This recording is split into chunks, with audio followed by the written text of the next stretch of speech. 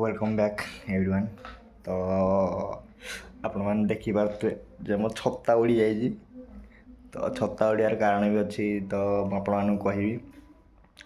ତ ଆଜି ଆମ ଗାଁରେ ପ୍ରଭୁ ଶ୍ରୀ କାର୍ତ୍ତିକେଶ୍ୱରଙ୍କର ପୂଜା ଚାଲିଥିଲା 5 ଦିନ ହେଲା। ତ ଆଜି ଥିଲା ଭସାଣି।